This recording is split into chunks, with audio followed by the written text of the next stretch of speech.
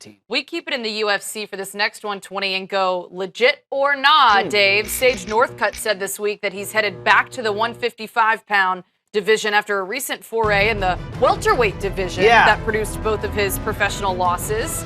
Super Sage, he's only 20 years old, Dave. He's a kid. Will he excel in a move back to 155?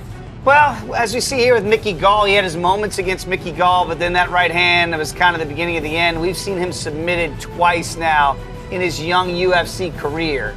And the problem with that is going down to 155, I mean, you still got some killers down there, too. I mean, I don't know if you've heard of some guy named Conor McGregor, who happens to be the champ right now at 155. But is McGregor so focused on this whole Mayweather circus that he wouldn't be and we don't focused know on that? when Conor comes back, and we're not saying Sage just because you go back to 155. You're nowhere near a title shot even in that weight class either.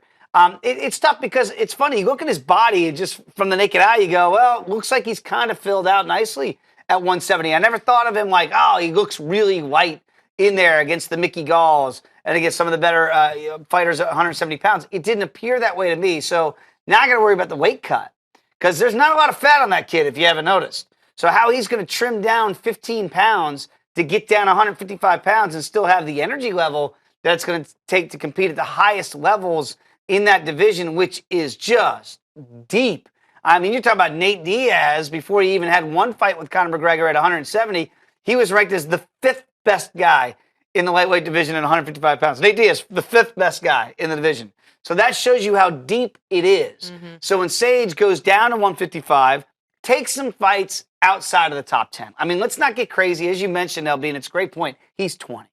He's a babe in the woods here. He's got a lot of time. Don't worry about the path to the championship. Worry about winning a fight at 155 and then up the competition as you go. These guys are wired like that. They just want to go straight for the title. I want the title. Right. I want the title. Yeah, nowhere near it. Like Paige Van Zandt, and a lot of times we compare Sage and Paige together. Their names rhyme. They're both young, and they're both kind of the media darlings in the UFC.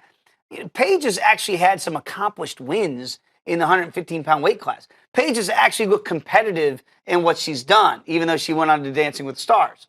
Came back, won, then lost. So she's actually got some pedigree. Sage doesn't have a whole lot that you can go, wow. Yeah, he looks impressive, and then he does cartwheels in the ring whenever he wins, which is not that often. So he looks the part, and he's a good kid. Twist apples. Yeah, twist apples. We did the apple challenge here, and I met him out in Vegas and talked to him just away from cameras, and he's a good kid. Like he's a guy you root for. But because he's so young in his professional career, baby steps. So if you move him to 155, it kind of tells me they feel like he's in over his head at 170.